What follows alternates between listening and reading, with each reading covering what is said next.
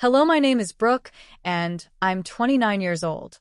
If you met me today, standing behind the polished marble counter of Harbolite Suites in Austin, Texas, wearing a professional smile I've practiced 1,000 times, you might think I have everything under control. You might think I'm confident, steady, and perfectly put together. But the truth is, control is something I learned, not something I was born with. And steady? Well, steady is a mask I wear, not a feeling in my chest. My story didn't begin in this hotel. It began years ago when life pushed me to grow up faster than I wanted. When our parents died, I became more than a sister. I became Lauren's everything. I was barely 20, and she was still in high school.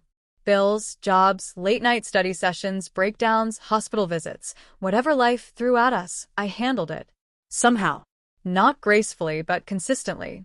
And over time, surviving turned into a habit. Responsibility became second nature.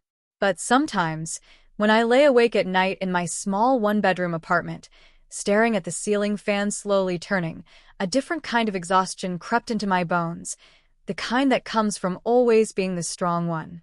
The one who can't afford to break.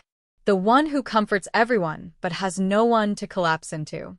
Still, every morning I woke up, tied my hair, put on my uniform blazer, and reminded myself that this hotel, the lobby with its warm yellow lights, the scent of citrus polish, the steady rhythm of suitcases rolling across tile, this place was my safe ground, my world, my purpose. And on the day my story truly changed, everything started out so normal that I didn't even sense the storm coming. It was 8:17 a.m., and I had just finished helping a family of tourists find the best breakfast spots on South Congress. A group of business travelers floated through the lobby, their voices blending with elevator chimes. I was typing a maintenance request into the system when I felt a sudden, sharp energy push through the air, like a shift in pressure right before thunder. I looked up, and that's when he appeared. A man in an immaculate charcoal suit stormed across the lobby, like he owned every tile beneath his feet. Tall, sharp-featured, expensive, everything from his polished shoes to the slicked-back dark hair screamed one thing: trouble. The kind of trouble women learn to recognize, the kind that comes wrapped in charm but carries teeth underneath. Before I could even greet him, he slammed his phone down on the counter. "My room is unacceptable," he snapped, his voice cold and clipped. "Who's responsible for this mess?" I should have been rattled. Anyone else would have been. But years in hotel management teach you how to keep your pulse steady even when someone is boiling in front of you. So I smiled. Calm. Professional. "I'm sorry for the inconvenience, sir. I'm Brooke, the manager on duty today. Let me take care of this for you." He studied me with a sharp, suspicious gaze, as if weighing whether he could intimidate me into scrambling. "I hope so," he muttered. I was about to call the owner. "What did you say your name was again?" "Brooke," I repeated gently. "Let's get it sorted out." And as I walked around the counter to lead him toward a new room, I caught something unexpected, a flicker of uncertainty in his expression. A soft crack in the hard shell. I didn't know his name yet. I didn't know his story. I didn't know the hurricane he would bring into my life. All I knew was that this was the moment everything began to change. The moment we stepped into the hallway leading to his upgraded suite, his footsteps softened. The sharp, irritated breaths he'd been taking slowed down. It was like watching a storm cloud thin into mist. When I opened the door to one of our best rooms, a corner suite with tall windows overlooking downtown Austin, he paused. For the first time since I'd seen him, he wasn't glaring. He was surprised. Almost impressed. "This will do," he muttered, though the tension in his shoulders eased as he stepped inside. He walked around slowly, touching the marble counter, glancing at the city skyline. When he finally turned to me, the hostility in his eyes had faded. Then came a moment I didn't expect. He exhaled heavily, rubbed the back of his neck, and said, "Look, I'm sorry for snapping like that. I've been on the road for weeks. Real estate flipping isn't as glamorous as people think. And honestly, I'm exhausted." The sudden shift in tone was jarring, but familiar. I'd seen this pattern before. People lash out, regret it, soften once someone handles them with grace. But with him, it felt different. more deliberate, more controlled. It's okay, I said with a small, professional smile. It happens. Travel drains everyone. If you need anything during your stay, I'm here to help. He looked at me, really looked at me, as if noticing my existence for the first time. What's your name again? He asked, calmer now. Brooke. Brooke, he repeated thoughtfully, like he was testing how it felt in his mouth. You're good at your job. Thank you. He leaned against the wall, arms crossed, the earlier fire replaced by a kind of quiet curiosity. So, do you always stay this calm when someone throws a tantrum? I laughed softly. Pretty much. Comes with the job. Someone has to keep the peace. Well, maybe I should make it up to you, he said, tilting his head slightly. How about dinner tonight? My way of apologizing for being an ass. I blinked. I didn't expect that. Not from him. Not so soon. Normally, I would have politely declined. Hotel managers don't mix with guests, not a rule, but a boundary I learned the hard way. But something about him, his sudden warmth, his voice, the way he held eye contact just a second longer than necessary, made me hesitate. He wasn't just handsome. He was magnetic. And maybe I was lonely. Dinner, he asked again, a small smile forming. Just one meal. You've earned it. Against my better judgment, I nodded. Sure. That would be nice. His smile widened, not flashy, calculated. Controlled. The kind of smile that makes you feel chosen. Great, he said. I'll pick a place and text you. Later that evening, after I ended my shift, we met at a cozy restaurant on 2nd Street, a low-lit place with brick walls and soft jazz humming in the background. And, to my surprise, talking to him felt easy. Natural. He asked questions. He listened. He laughed at my sarcasm. He didn't seem bothered when I vented about long hotel hours or guests who treated me like a machine. For the first time in a long time, I felt seen. Not as a manager. Not as Lauren's stand-in parent. Not as the girl who had to grow up overnight. Just Brooke. And sitting across from Jason, with the warm light reflecting in his eyes, I didn't see the warning signs that would later become impossible to ignore. Over the next few days, something unexpected began to happen. Something I wasn't prepared for. Jason kept showing up. Not in an overbearing way, but in small, calculated moments that felt natural. Real. Safe. If he had remained the sharp-tongued man from the lobby, maybe I would have kept my guard up. But he didn't. He transformed into someone warm, funny, and strangely comforting. Austin has a way of softening nights, warm breezes from the river, neon lights reflecting off downtown buildings, food truck scents drifting through the air. And somehow, Jason slipped into that rhythm with ease. Most nights, when my shift ended around 10, he'd be waiting outside the hotel leaning against his black pickup, arms crossed, that quiet smile tugging at his lips. Hungry. Or sometimes, you look like you need fresh air more than sleep. I always pretended to roll my eyes, but I went with him every time. We wandered along South Congress, bought tacos from a late-night stand, and ate them sitting on the hood of his truck while watching the city glow.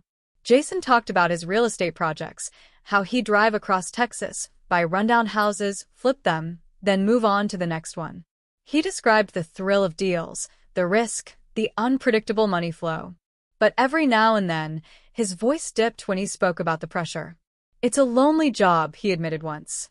You're always chasing the next thing. Never settled. Never home.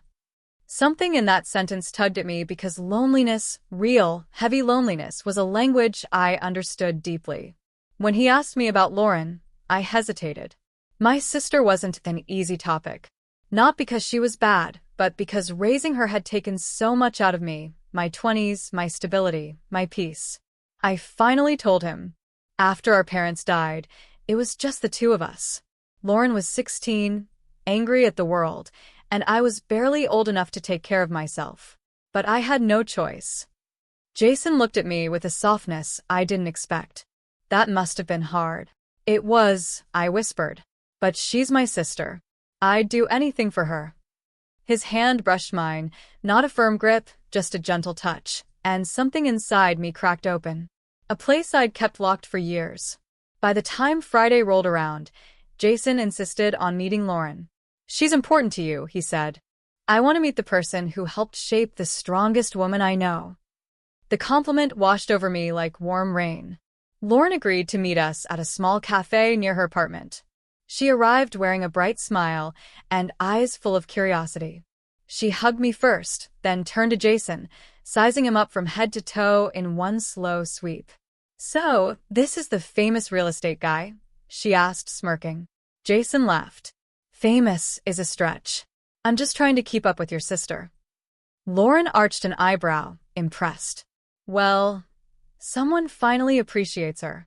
Her tone was playful, but something about the way she looked at Jason lingered, just a second longer than it should have. Jason didn't seem to notice, but I did. For a moment, a strange flutter of discomfort stirred inside me. I pushed it away almost immediately. After all, Lauren jokes with everyone, and Jason was nothing but polite. Still, I wish I had read that moment more carefully. It was the very first warning sign. A week after Lauren met him, Jason came over to my apartment for the first time. I lived in Maple Heights Apartments, a modest complex in East Austin, clean, quiet, nothing fancy. But it was mine. Every piece of furniture, every bill paid, every inch of that space was built from my hard work. When I opened the door and let Jason in, he paused like he hadn't expected what he saw. "This is nice," he said slowly, running his fingers across the back of my couch. "I didn't expect you to live somewhere this put together." I laughed lightly. "What did you think I lived in? A storage closet?" He smirked. "Honestly, I don't know. You just don't talk about yourself much." He was right. I rarely let anyone see behind the facade. But that night, something about the warmth in his voice made me drop my guard just a little. I cooked dinner, simple pasta, nothing special, and we sat on the little balcony overlooking the parking lot. The Texas sunset washed everything in orange and soft gold.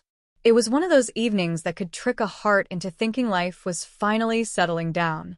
Jason leaned forward, elbows on his knees.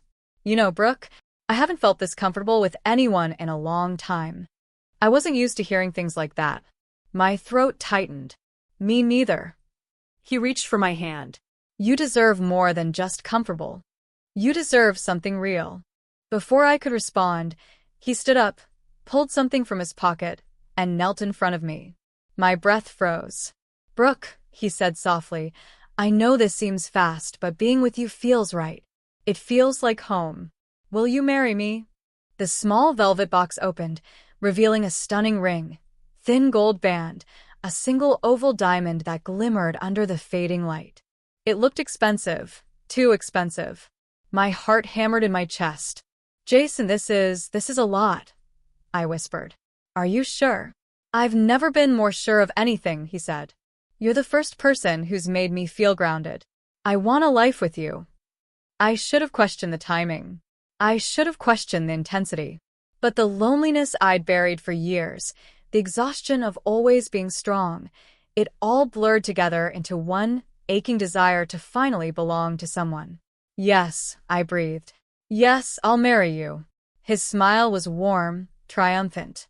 He slid the ring onto my finger, kissed my hand, and pulled me tightly into his arms. Within days, he started planning the wedding with an enthusiasm that caught me off guard. Venues, menus, decor. He took control of everything. At first, it felt flattering, like he wanted to take care of me. But the first real crack showed when he sat across from me at the dining table with his laptop open, spreadsheets pulled up. "So," he said casually, "I've been running numbers. If you can take care of the upfront cost, say $40,000, I can handle the honeymoon and the rest of the arrangements. Trust me, I know the right people. I'll get the best deals." My heart skipped. 40,000? Jason, that's almost all my savings. He reached across the table, squeezing my hand. "Babe, think of it as investing in our future. It's our wedding. And I swear I'll make it up to you 10 times over once a few real estate deals close." My instincts hesitated. Something felt off, but his thumb stroked the back of my hand so gently, so reassuringly, that my resistance crumbled. And in that moment, blinded by hope, by love, by the belief that I'd finally found someone who saw me. I said the words I would later regret more than anything else. Okay, Jason. I trust you. As the weeks moved closer to the wedding, I started noticing something about Lauren. Something subtle at first, something I kept convincing myself I was imagining. She was different around Jason. Too bright. Too eager. Too quick to laugh at his jokes. Lauren had always been outgoing, always more animated than me, but this was something else. This was a kind of attention that lingered, a sparkle in her eyes that didn't belong there. Whenever Jason came over, she would find a way to stay longer. If I made coffee, she'd slide into the kitchen, leaning against the counter a little too close to him. If Jason complimented something, she'd soak it up like sunshine. Oh, Jason, you're so funny. Jason, you always explain things so well. Jason, you have such great energy. At first, I forced myself to laugh it off. Sisters tease. Sisters flirt in harmless ways sometimes. Maybe I was being insecure. Maybe I was looking too hard. But the uneasy flutter in my stomach refused to disappear. One afternoon, the three of us were seated in my living room, finalizing guest lists. I got up to refill drinks, and when I came back, I saw Lauren leaning forward, their knees almost touching, her hand brushing his arm as she laughed at something he said. Jason didn't pull away.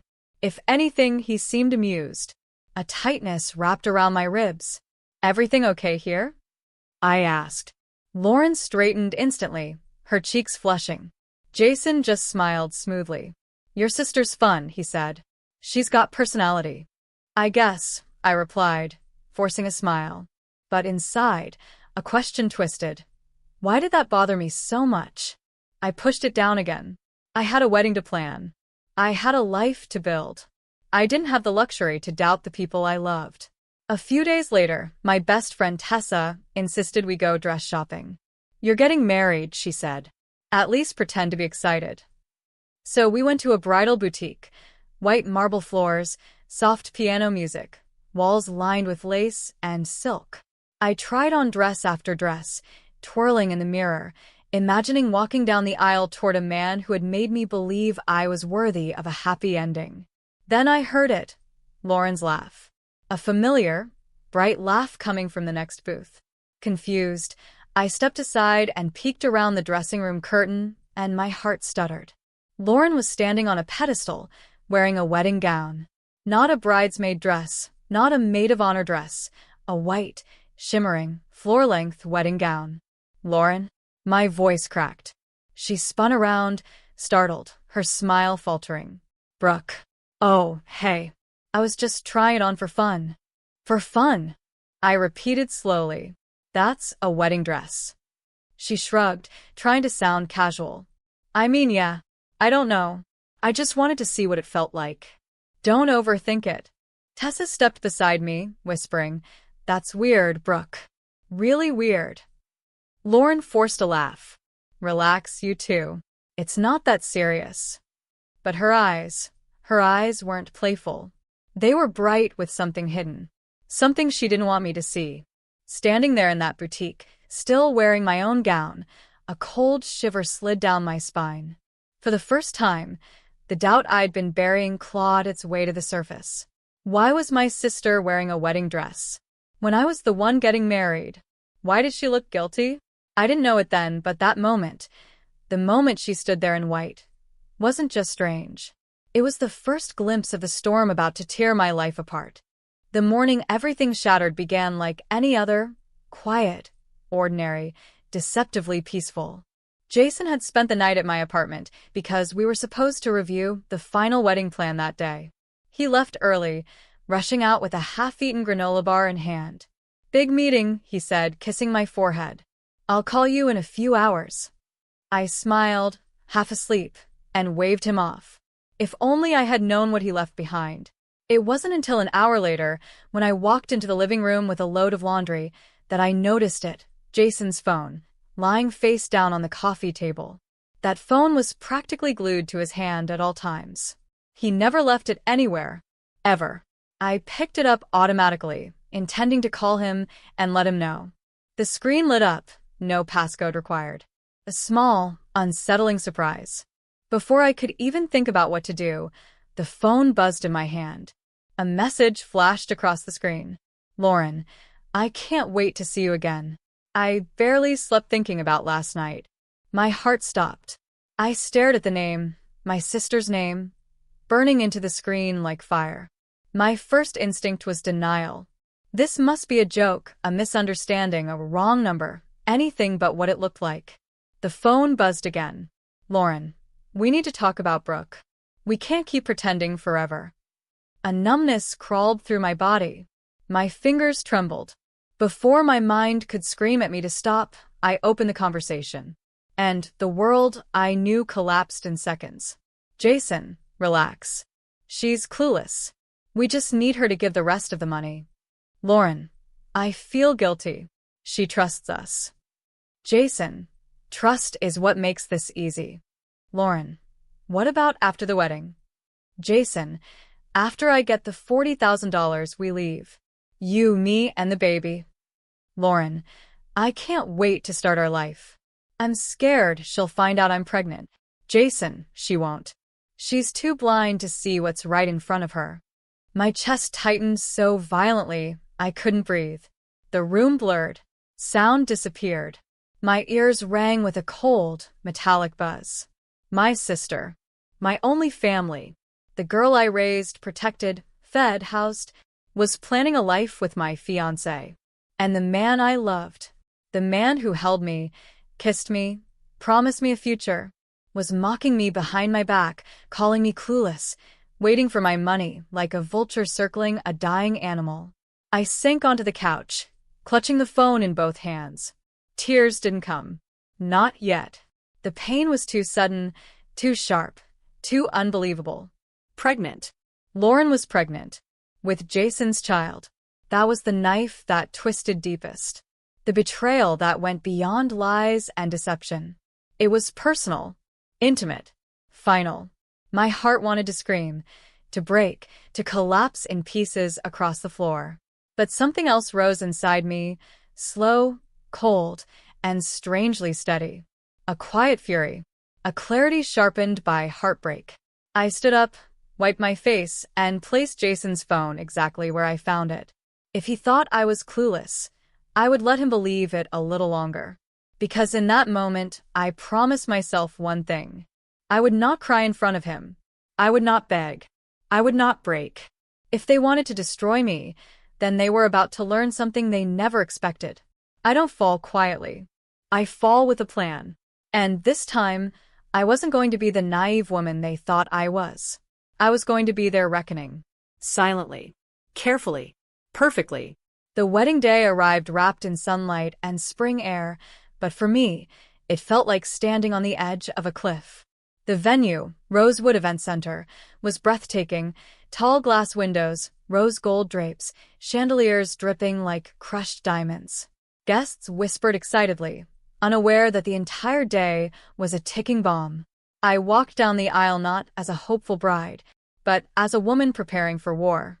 Jason stood at the front, wearing a polished smile so perfect it almost made me laugh. If only everyone knew what that smile was hiding. Lauren was nowhere in sight, but I knew she'd come. She wouldn't be able to resist. As I approached Jason, he reached for my hands. "You look beautiful," he whispered. I looked him straight in the eye.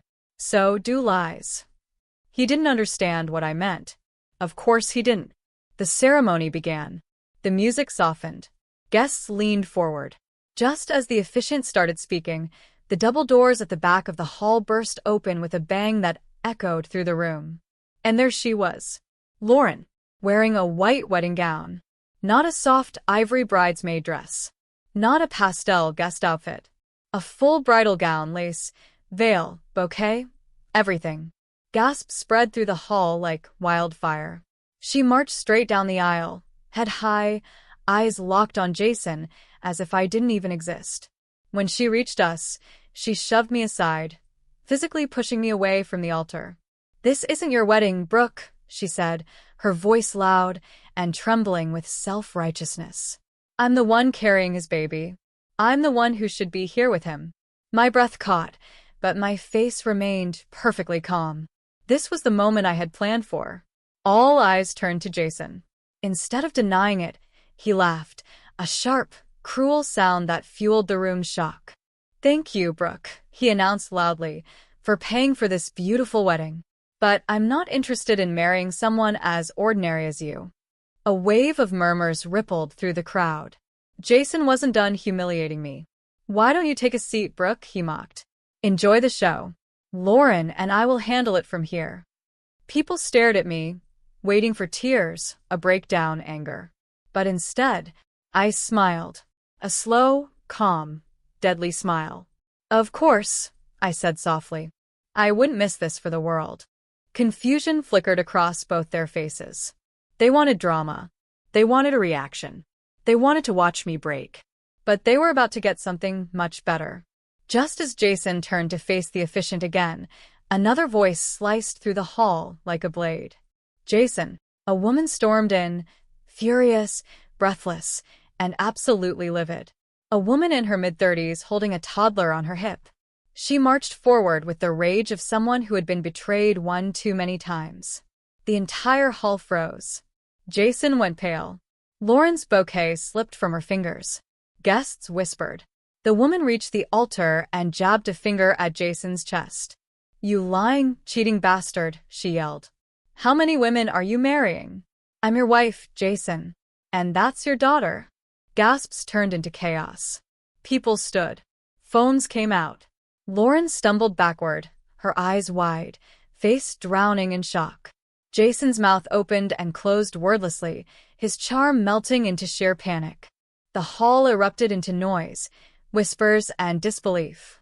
And I stood there, perfectly still, perfectly composed, finally watching the truth burn him alive. Exactly the way he deserved.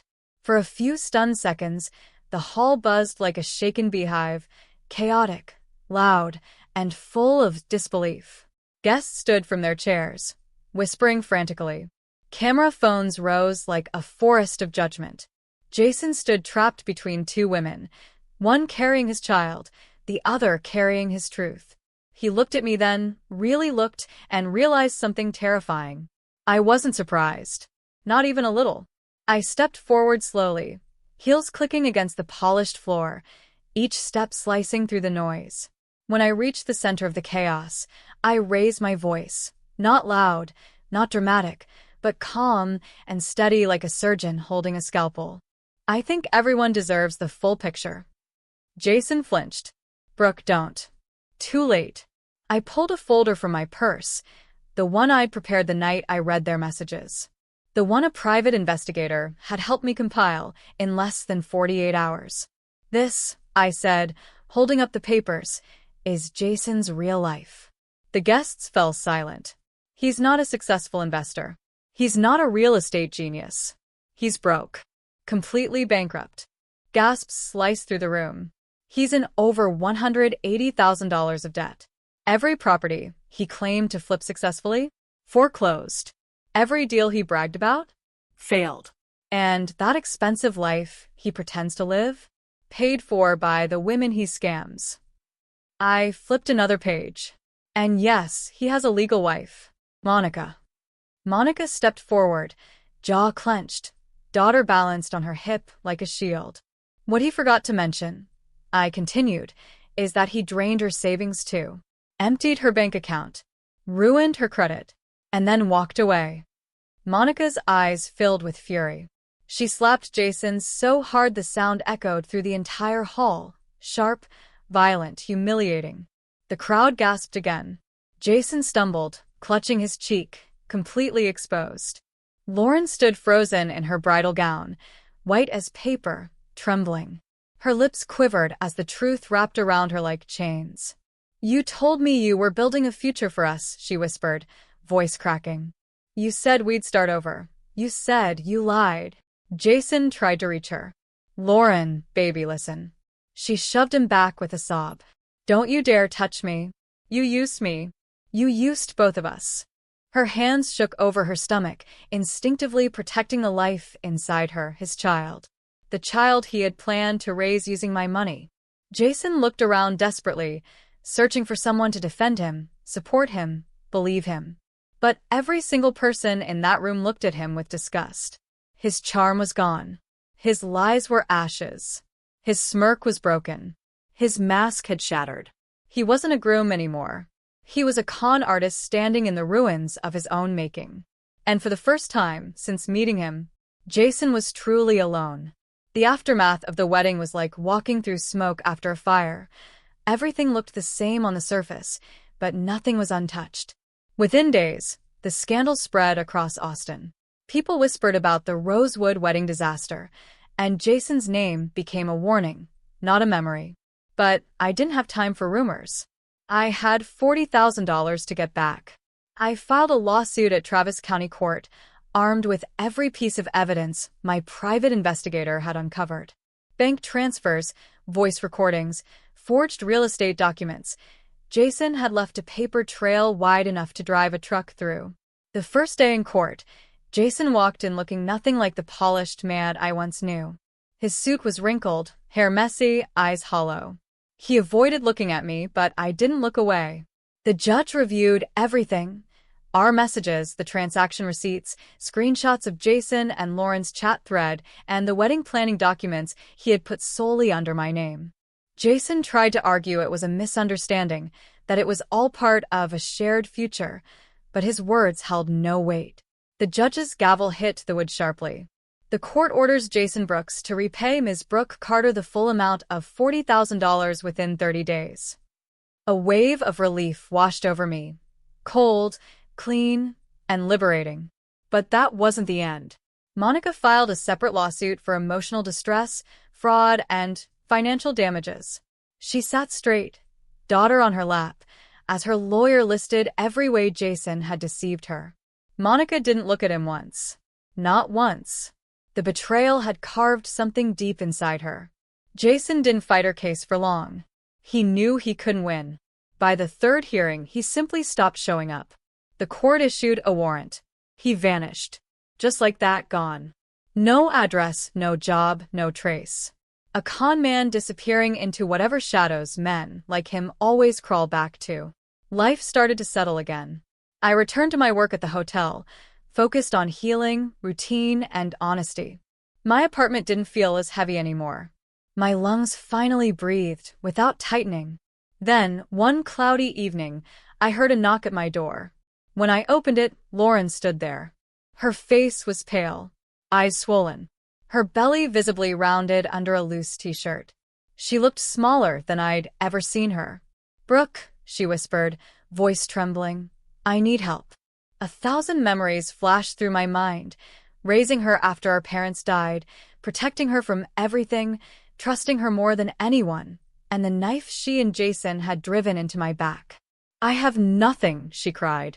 "No money, no support, no one to talk to. Jason's gone. I'm alone. Please. I don't know what to do." The old me would have pulled her into a hug. The sister who raised her would have taken her in without hesitation. But that sister was gone.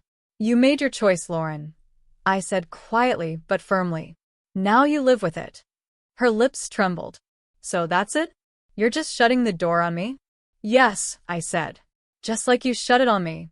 Her sobs echoed down the hallway as I slowly closed the door, this time not out of anger, but out of self-respect. She had chosen Jason over me. Now she would choose her life without me. Some lessons people only learn when they have no one left to lean on. When the door clicked shut between us, the hallway fell silent. I stood there for a moment with my hands still resting on the knob, my heartbeat steady. Not racing, not panicked. Steady. The kind of steady that comes only after surviving something that almost destroyed you. I could still hear Lauren's muffled sobs fading as she walked away. The sound tugged at some old part of me, the version of myself who raised her, fed her, worked double shifts for her, sacrificed years of my own life for her future. But pain changes people.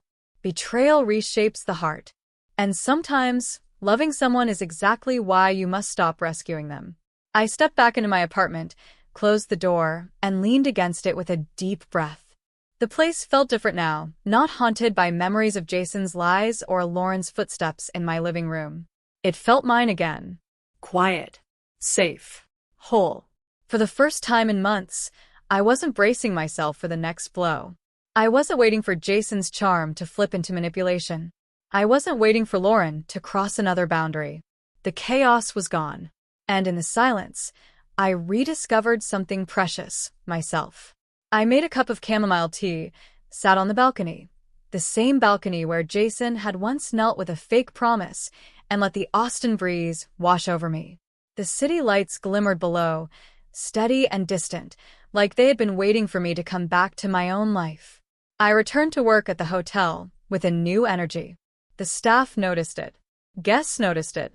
Even Tessa hugged me one day and whispered, "You're finally glowing again." I started doing small things for myself. Morning runs along Lady Bird Lake, cooking real meals instead of rushing, reading books I'd abandoned, and finally, hanging the painting I'd been too distracted to display. Peace didn't come all at once. It came slowly, like sunlight creeping into a dark room. As for Lauren, I heard through distant relatives that she had given birth to a baby girl. She'd moved into a small rental on the edge of town, working part-time, struggling but surviving. Every now and then, someone would ask if I planned to reconnect with her. My answer was always the same. Maybe one day, but not today. Because healing isn't about revenge. It isn't about punishment. It's about boundaries, hard ones, necessary ones. One evening, a few months later, I walked down the same hallway where I had last seen Lauren. The carpet still smelled faintly of cleaning chemicals. The lights still flickered in that familiar way. But this time, I wasn't closing a door on someone else. I was stepping through a door, back into my own life. I paused at the elevator, exhaled, and smiled to myself. Jason had taken my trust.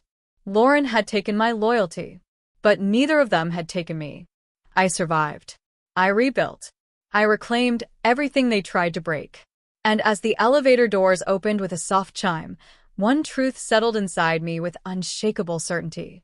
Strength isn't something you're born with. It's something you choose. The moment you finally decide you deserve better. Thank you for listening to this story. If Brooke's journey moved you or made you think about your own strength, make sure to like the video, share your thoughts in the comments, and subscribe to the channel for more powerful real-life stories. Your support helps us continue creating meaningful content every day. Stay connected, stay strong, and I'll see you in the next story.